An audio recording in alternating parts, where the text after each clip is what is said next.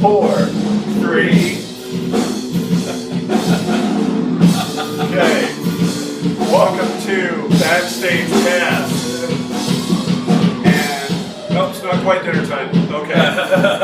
This is post show, and I am with a Lily Gray. And you guys have a website? It's Facebook, lilygray.com. It'll lead you to our Facebook. Yeah. Okay. We own the domain. Okay. And we're also on Reverb Nation and Sonic Vids. And Lily Gray is Lilygray. Grey. First off, introductions. It's creative Introductions. I'm Justin Clark, play the bass. David, I try to sing. I'm Brian, I play drums. And I'm Cindy, I play guitar. Okay, very cool. Thank you guys very much. You may hear it in the background. Berlin Breaks is playing. Yes, Berlin Breaks. Playing their set right now. Lily Gray just finished up about half an hour ago. Absolutely killed it. They are on the move, especially locally. But and this is the time in your career where you would call it cutting your teeth. You guys, honestly, you guys have some teeth. So if you guys are in the general Salt Lake, Utah region, and you hear these guys coming to you anywhere near you, go out of your way to see them, please. You'll thank me. Okay, let's get started. Because evidently food is being delivered or something. Something worse than that. This has been a question of mine. The origin and the meaning behind the name of the Lily Gray. I figured as much. But you guys had to buy into it, though. I tried way harder. Well, what do you think when you see like the? So first of all, you know it's like a proper noun. It's and then something's coming after it. It's like, okay, well, what is it? And then there's like an urban myth about Lily Gray in Salt Lake Valley. But we won't say if that's what it means or not. But please do Google Lily the Gray. Lily Gray without. I think it's spelled a little differently. Lily E. Gray. It's Lilly. It's a Salt Lake It's a based urban legend. It's a very really. It's a very enigmatic. Nobody knows what it means. Nobody, so that's sort of become the. I don't know if that's where it started. That's why we put become the before it. So it's That makes it even cooler. It's almost like we're in urban legend. We're sort of like we want our sound to kind of please be do like Google that Lily Gray, Salt Lake City. The band might come up, but there's going to be the urban legend that comes up, and read up on it. It's not like an ex-wife or an ex-girlfriend. We can say that if anybody wants us to say that. I guess. Very cool. And you also did the graphics. Yes. That was our first conversation. I've been following you guys as often as I've been able to for about 2.5, 3 years now. I think so, yeah. And I was really drawn to the graphics because these guys are brand new and they've got really kick-ass graphics on their album and the T-shirt and stuff, and that's neat. And I talked to this guy, and it turned out was the lead singer of the band. It's nice to have that skill in house. Yeah, I'm still in school for it. I'll get better. You're always learning. You're always So when learning. we asked, you said you found us about 3 years ago. How did you come across us? First? I just asked a question. I don't know if I'm allowed to ask a question. I had a musical family tree, and it all starts with Royal Bliss. All right. I'm not going to hold that back. Wow. It started with them at the hookah bar Oh my God. up by Fashion Place Mall. Yeah. And Jedi from Opal Hill Drive did an acoustic set just by himself right before then. And while he was doing it, this bearded guy that looked really strangely familiar comes up and says hi to me, and that was Neil. And the next guy was Taylor, and they were just as genuine and as cool as they got. And the fact that they are great artists and combine that with great people, Yeah, it's definitely. It's Yeah, they've been really good to us. They have been really good. Wherever I showed up for one of their shows or one of another band that I got hooked on because of them, and you guys were there. And the first time I met them, I was super intimidated. Like, I was like trying to meet them. It wasn't one of those things where you just happenstance meet them. It was like, I want to meet them. yeah. So you go up like you were expecting something. so focused. You expect something, and then my expectations were they were super surpassed. Very cool. Where will be the ultimate stage that you guys perform on? We're thinking down the road. How about halftime show at this Super Bowl? With or without actual instruments plugged in, I don't know. With or without? If that joke's too old to say now. With or without Beyonce? I don't know. My ridiculous dream is to play like SNL or Letterman. But realistically, like a big summer festivals, things like that. Ozfest, Ozfest even still exists. Our music Out to the underground, all those types of. Lily Gray transcends a lot of music genres. We can play a 10 Fest, we can play a download, we can play a rock am ring, and we can play basically anything that in the United States, because there's really not a whole lot of festivals going on in the U.S. But our goal, we would love to get out of the U.S. and go play European. Right. Like I think you guys do really well in Europe, honestly. For the many sad souls that have not heard you yet, how would you describe it? Is progressive rock too general? It's a good foundation.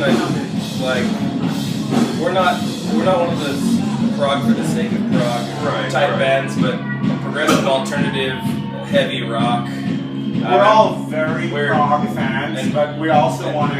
I hear it in you. We're all very, but we also want to give away stuff that like a normal person can enjoy. Guess his favorite band. Who's your favorite band? Oh, my favorite band? Dream Theater is my favorite band. Yeah, they were inspired by Rush. Yeah. Or I'm digging here. I'm digging for one of my very favorite bands. Yes, period. Rush, Genesis, Queensryche. Yeah, they toured with Queensryche. They toured with Queensryche. Yeah. I think Queensryche kind of gave them they were Queensryche took them under their wing and took them around the country and Because there were two songs that I paid attention to you especially, and it sounded like old Queensryche. Oh wow! I mean pre-Empire. And we have a little bit of a joke in the band, as in to at least I think some of us. The post-Rush, the next, there was Dream Theater, I feel like, and then there was Tool. These are two opposing, Tool actually kind of clicked in my mind a couple times, but mainly revolved around you. If we had to wear jerseys, I would wear a Tool jersey. And I'd wear the Dream Theater jersey. So we used to have, we had Team Tool and Team Dream Theater. Our previous drummer is a huge Dream Theater fan, so it was 2-2. It was 2 and 2. Now Brian. Now we have Brian. Brian probably would swing it at least to 2.5. I don't know. He's got. Oh, this guy's into jazz and stuff. Yeah, really. And we know. Very cool. Yeah. we come from slightly different places. We all like heavy music. We all like. Pretty music. We all like emotional music. Very emotionally charged. Music. And we try to just marry those two, make heavy progressive music, and without compromise. That someone, I don't want to say accessible because that's a music industry. It's kind of cliche, but we for the first, we like to play music that we want to hear. That's the first thing, and then we just start from if you're not doing that, you're selling out. That's what we want to do. We want to make something that we want to listen to at the end of the day. Because at the end of the day, honestly, I listen to what we record on our phone in practice versus like whatever is out on, Spotify or anything. I listen to what we would make. But you just brought up something that I've noticed has transcended all of my interviews, and I see this in all the local bands, and I'm sure I'll see it when I start interviewing all the big stars. Like that's gonna happen, but you guys you come from one place. You guys all got together, and that's the fifth member. That's the cosmic fifth member. Like that's it. It's all about and the way that your guys' songs are constructed are not 2.5 to 3 minutes built for the radio. They're long anthem songs. They're Thank you for noticing that. Thank you. You're a little exhausted. Yeah, But thank you for noticing. Some of us like 10-minute songs. Dave likes 3-minute songs, which would be somewhere in the middle. We try to make punch it out. But the thing that was cool is, and I don't know music terminology or anything like that, but very few bands really actually make that clean of a cut during a song in all 4 of your cut, and then the song starts back over again. I think that bit of abrupt silence is the loudest part of any song. So that's pretty profound. He said that bit of silence is the loudest. Isn't that a song title? Yeah. Brian's he's our time. Right. Yeah, you mess something And I was watching you, as I was watching you tonight, you're effortless. You don't look as bored as Rolling Stones. I try not to. But you're just effortless. You're pretty much the same. So the whole right side of the stage is just, I'm at work, but you're absolutely amazing musicians. I've seen a lot of guitarists, and I've said this on interviews before. I know that there's people that have seen a lot more than I have, but I've been around a little bit. You're amazing. Thank you. You're amazing. And you slapped the ever-living hell out of the bass. Dude, this guy right here. This guy, I can't imagine what your thumbs and your fingers look like right now. If you think that's bad, imagine what that might be like. They said, you have to edit that part now. as long as we keep it PG-13, we're good. Yeah. Innuendos aside. But I had heard in an interview that Flea, when he first started taking up the bass, he was bleeding. He was bleeding, punching holes in his thumb because I believe how that. hard he hits. And he was, And it, I don't know, really the plucking, slapping is not as intense for me as just regular plucking. It's as hard as regular finger style playing, as hard as I play. Just these calluses, even as long as I've been playing that in that style, that's probably the worst of the 3. You know, I like to kind of mix picking, traditional plucking, and slap, which is not. I know. it's got such a cool not sound. Not done a lot, and yeah, still a work in progress. Continual work in progress. We're all work in progress. It's all work in progress. And you kind of alluded to my third question. What time of the day or night are you guys most musically active or musically inspired? So me, this is crazy. Every single morning, my morning coffee ritual is watching YouTube videos of favorite bands and finding new bands. That's my morning. I'm a morning person. I really have a time, but this is like a daily ritual. I have my coffee, my cigarette, and YouTube. That's what I spend like 45 minutes on YouTube every single morning. So, Usually in the bathroom. And I didn't want to say that. And on bathroom, I was just waiting for it. I was like, come on, give it to me. Let me get it. This is gonna be on YouTube. believe it or not. What Pretty about much any yourself? time I've got a second to step away and throw my headphones on. Yeah. At work, when I'm supposed to be working, break time, doesn't matter. If I can find 5 minutes to listen to a song I've listened to 100 times, I'll do it. So any time of the day. Very cool. All day, every day. Honestly, I've lately it's been when I'm not looking for something to like write to, I'll listen to music. Honestly, like when we're writing a song, I don't listen to music. I listen to sports radio. So I don't get interfered with. But when we're not writing a song, I'll Dave's a night owl. Yeah, we get texts from him at 3 a.m. in the morning. Guys, like check out this band. Prepping for the headliners. I'll stay up late and I'll listen to bands and music that I've heard and music that Work I've on heard. lyrics. You work on lyrics at night too. Yeah. Very cool. What about yourself? It's pretty random. I just kind of throughout the day.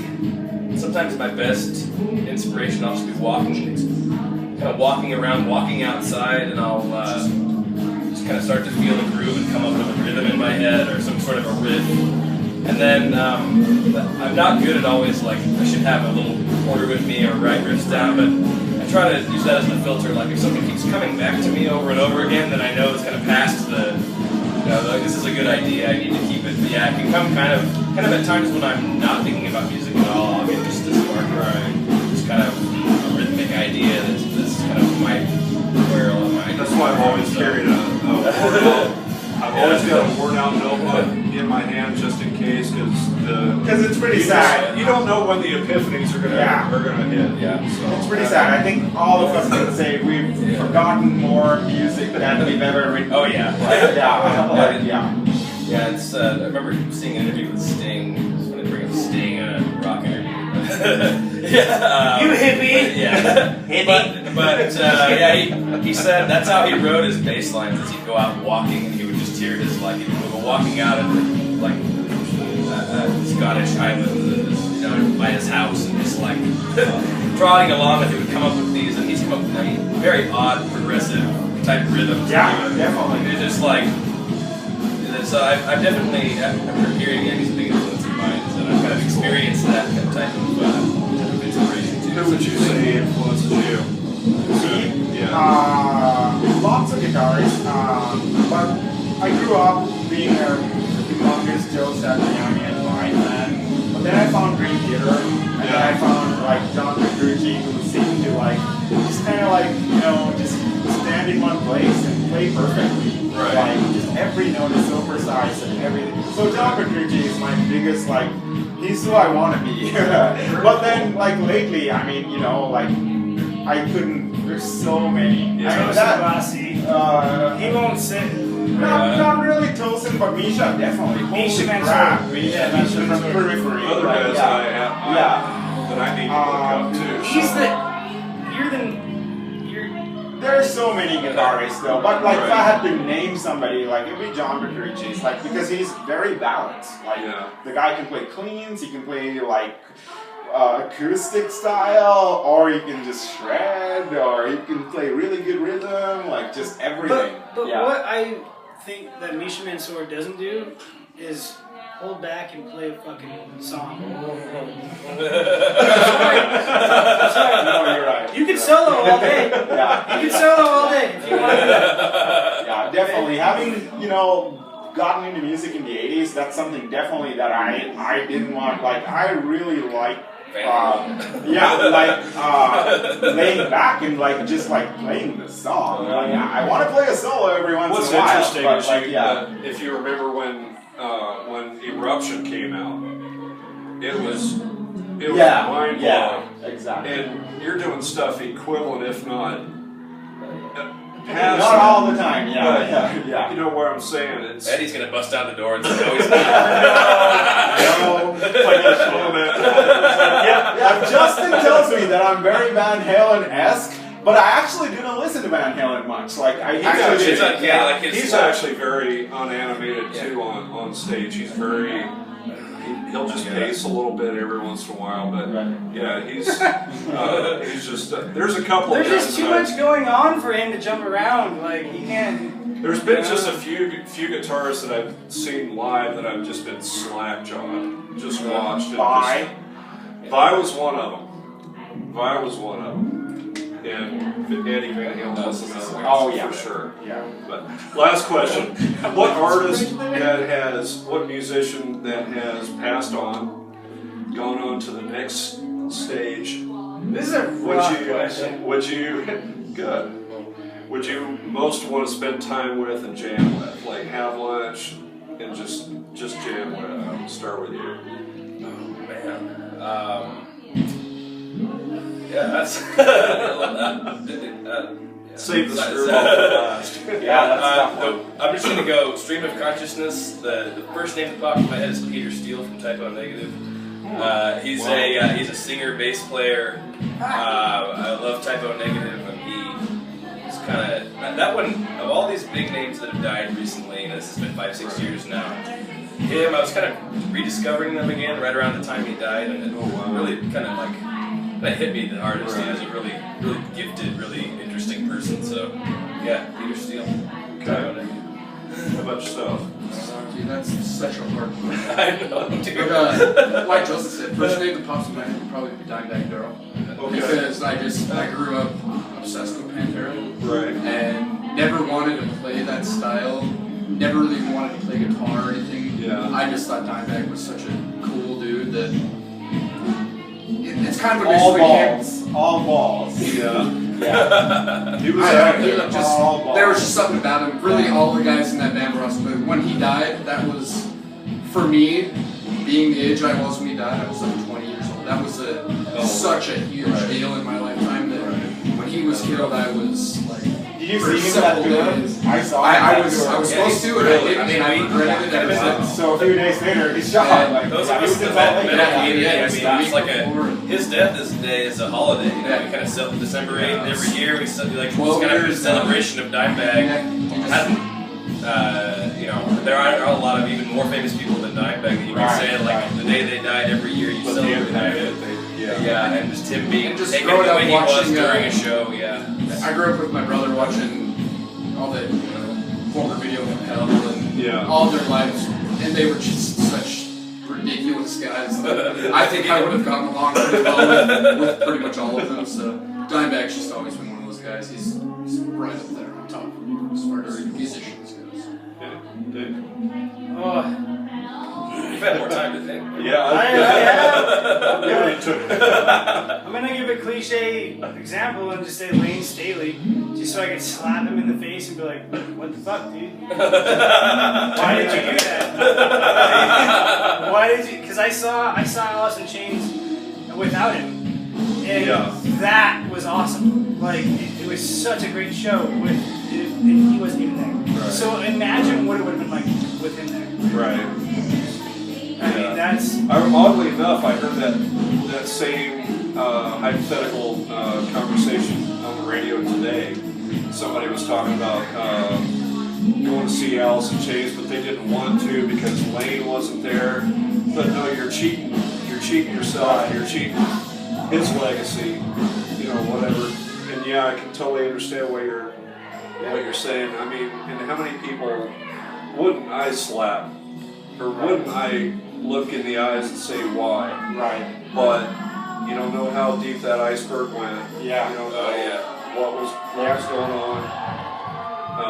But yeah, I totally know what you're saying. It's rough when people go before they're supposed to. Yeah. So many. You didn't have to. Yeah. For me, so I still am not. I wouldn't like sit down and listen to Jimi Hendrix. Because, and this is like blasphemy, because I'm a guitarist. Only I think I'm because. just going to talk to these guys. These guys, he sounds like he's never heard of. Yeah, exactly. Awesome, and it's awesome in its own. Only because like he is not who introduced me to guitar. It was like it was Def Leppard who I got into guitar on. Yeah, and Iron Maiden. So Jimi Hendrix was like before that, and then later, just in the last few years, I saw those documentaries on Netflix, and that's when I like paid attention to this guy, and I'm like, oh my god, this guy was he was just born to play the guitar, and he was sweet guy. Like when you check out his interviews, it's this really well-mannered, really sweet guy. So it would have been awesome to spend an evening with the guy. Right. Just like hang out and drink and watch him play the guitar. That's the way I've noticed with a lot of my favorite bands. I catch on to them, and then I backtrack.